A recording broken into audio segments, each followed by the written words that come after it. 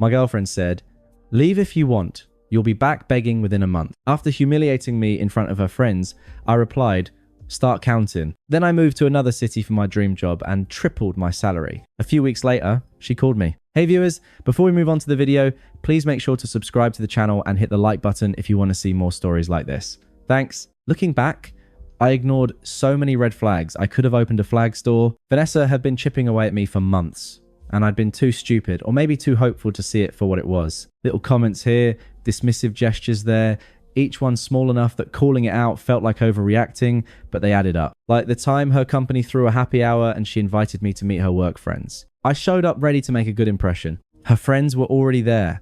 Jessica, Amber, and Chloe, all marketing people, all dressed like they were hitting a club. Jessica agreed to me first. "Oh, you must be Ethan. Vanessa's told us so much about you. Good things, I hope. She says you're very stable." The way she said it made it sound like a disease. When someone asked what I did, Vanessa jumped in before I could answer. "He does software stuff, tech things. Honestly, I don't really understand it." She laughed and her friends laughed with her. "Software engineering," I corrected. "I work on back-end systems for C." Vanessa interrupted, touching my arm. "He gets so technical. It's adorable. Adorable. Like I was a kid, showing off a crayon drawing." I let it go. They weren't tech people. They didn't need to understand, but it stung. Then there was the money conversation. We've been talking about taking a vacation, and I'd suggested we save up a bit more first. "You're always so worried about money," she said, rolling her eyes. "We're fine. I'm just trying to be responsible. You make decent money. I make more. Between us, we're doing great." There it was, casual as anything. I make more. She did make more. About $90,000 plus commission as a marketing manager, but she also hadn't paid rent in the year she'd been living in my apartment. She contributed maybe $200 a month for groceries when she remembered. "You know, I pay for the apartment, right?" I said, "And I appreciate that, but come on, Ethan, it's not like you're struggling. You're just careful. Too careful sometimes." I wanted to point out that careful was why the rent was always paid. That careful was why we had any savings at all, but I didn't. I let it go. Big mistake. Another time, we were at her friend Chloe's birthday thing. Some rooftop bar with $20 cocktails and a dress code I barely met. I was talking to some guy about his startup when Vanessa pulled me aside. "You need to stop doing that," she said. "Doing what?" "Talking about work. People's eyes glaze over when you start going on about code and systems." He asked what I did. I was answering. You were boring him. I could see it. She squeezed my arm. "Just talk about normal things.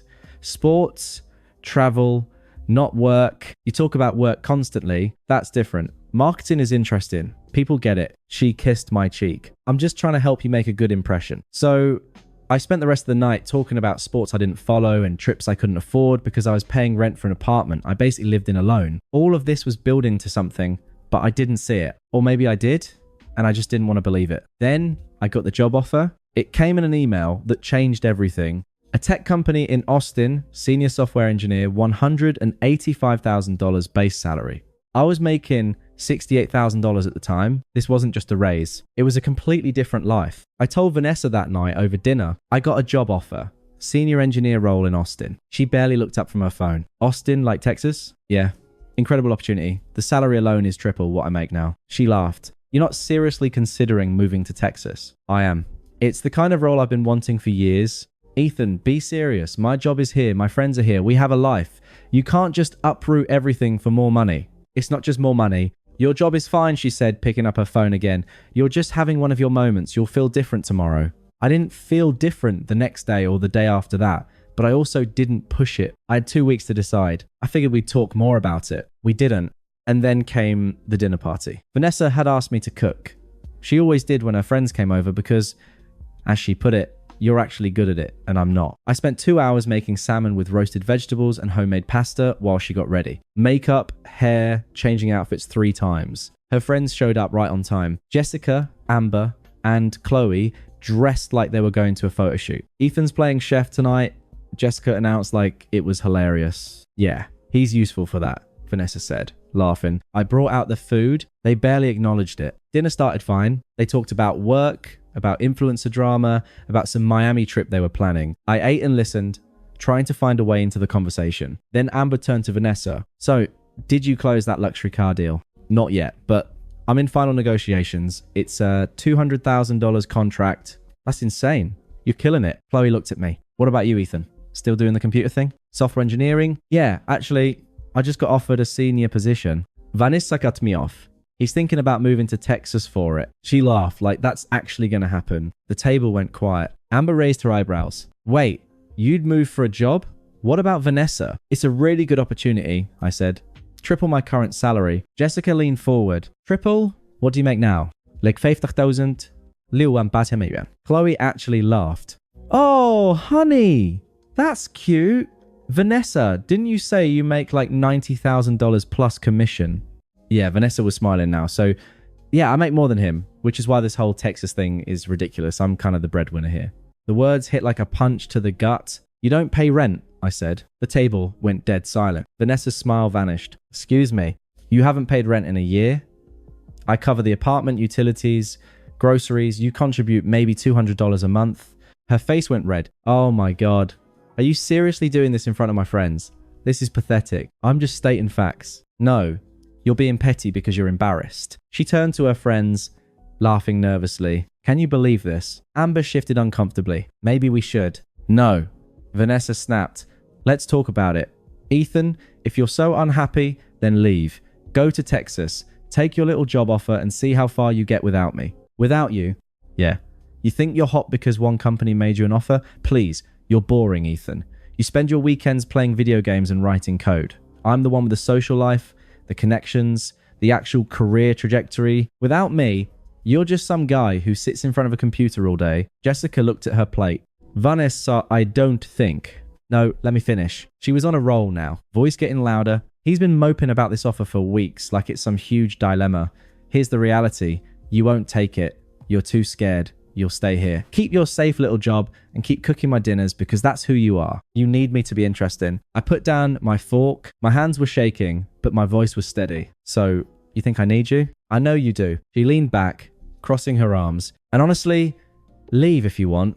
You'll be back begging within a month when you realize how lonely Texas is without anyone who actually cares about you. I stared at her, at this woman I'd spent 2.5 years with, who I'd supported and cooked for and cleaned up after, and I saw her clearly for the first time. I stood up, start counting. She blinked. What? You said a month? Start counting today. I walked to the bedroom and grabbed my laptop bag and keys. My heart was pounding, but I felt eerily calm. Vanessa followed me to the door, laughing nervously. Where are you going? You're being dramatic. Out. Ethan, sit down. My friends are here. Your friends just watched you humiliate me. Enjoy the rest of your dinner. I opened the door. This is exactly what I'm talking about, she called after me. You can't handle confrontation. You run away. I turned around. I'm not running away. I'm leaving.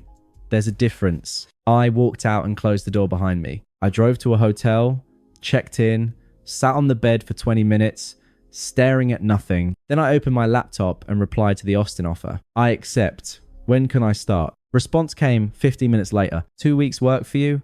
We'll handle all relocation. I confirmed. Then I sat there alone in that hotel room and let myself feel it. The anger, the hurt, the humiliation of being talked down to in front of her friends while eating food I'd spent hours cooking, but also something else. Clarity. She was right about one thing. I was stable, reliable, careful, but I wasn't boring. I wasn't someone who needed her to be interesting. I was someone who just accepted a job that would triple my salary and change my entire life. And she wasn't invited. The next morning, I went back to the apartment while Vanessa was at brunch with her friends. Packed my essentials, clothes, laptop, important documents, toiletries, everything I'd need for the next 2 weeks. Then I wrote a note, took the job. Moving to Austin in 2 weeks, lease is in my name. You have 30 days to find a new place. I'll pay this month's rent to give you time. After that, you're on your own. Ethan. Left it on the kitchen counter with my key. Vanessa called 6 times that afternoon. I didn't answer. She texted, "Are you serious? You're throwing a tantrum over one dinner." I replied once. Not a tantrum, a decision. You have 30 days. You can't just kick me out. We've been together over 2 years. Lease in my name. You never paid rent. Legally, you're not a tenant. 30 days is generous. This is insane.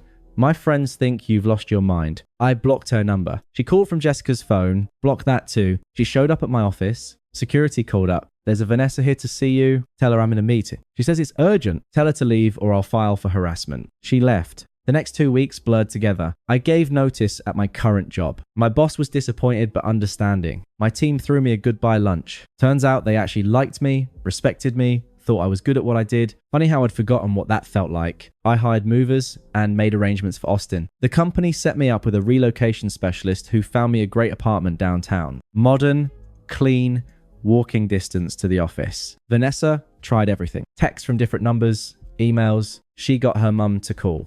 Ethan, this is ridiculous, her mum said. Vanessa made a mistake, but you're being cruel. She has nowhere to go. She has 30 days.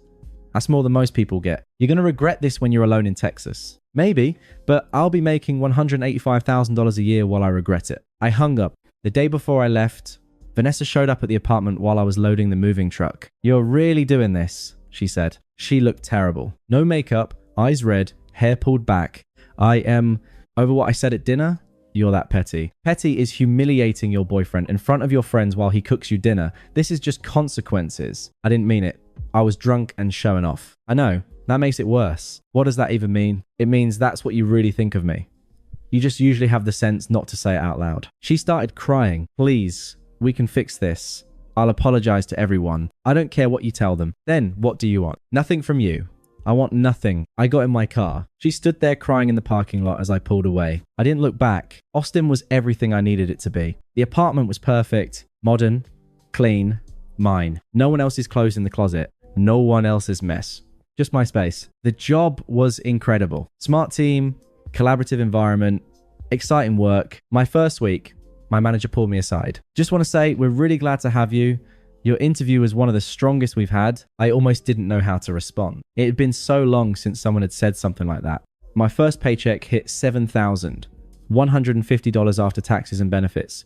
That was more than I used to make in a month. Every 2 weeks, I bought new furniture. A proper desk setup, a real bed, art for the walls, joined a rock climbing gym, made friends, got invited to a climbing trip, went to a tech meetup, met people who understood what I did, who got excited about the same problems I was solving. I started remembering who I was before Vanessa convinced me I was boring. Through mutual friends, I heard updates. Vanessa had moved back in with her parents, couldn't afford an apartment on her $9,000 salary when she actually had to pay rent. Her friends had stopped inviting her out. The dinner party incident had spread. Jessica apparently called it so cringe. She'd lost the car brand deal. Her work performance had tanked. She'd been asking everyone for my new number, my new address. I didn't care. For weeks, after I moved, my phone rang. Austin area code. Didn't recognize the number. I almost didn't answer. Hello?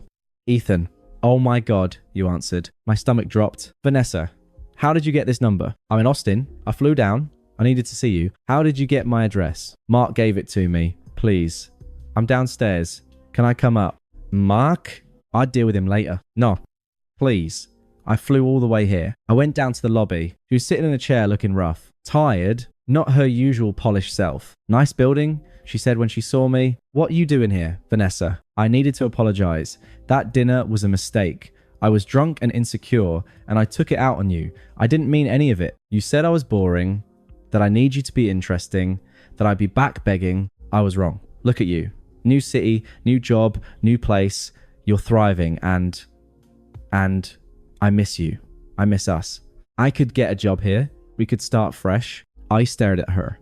You think I want you to move here? We were good together before I screwed up. I was insecure about your offer because it made me feel small. But I'm different now. Different how? I had to move back with my parents. My friends don't talk to me. I lost the car deal. Work's been awful. Everything fell apart without you. So, you came here because you're desperate. I came here because I love you. No. You loved having someone to cook your dinners and pay your rent while you told your friends how much more successful you were. That's not fair. You made $90,000 and contributed $200 a month while calling yourself the breadwinner. She was crying now. I know I was terrible, but people make mistakes. Don't I deserve a second chance? You told me I'd be back begging within a month. It's been 4 weeks. Here you are in Austin, begging. Don't be cruel. I'm not being cruel.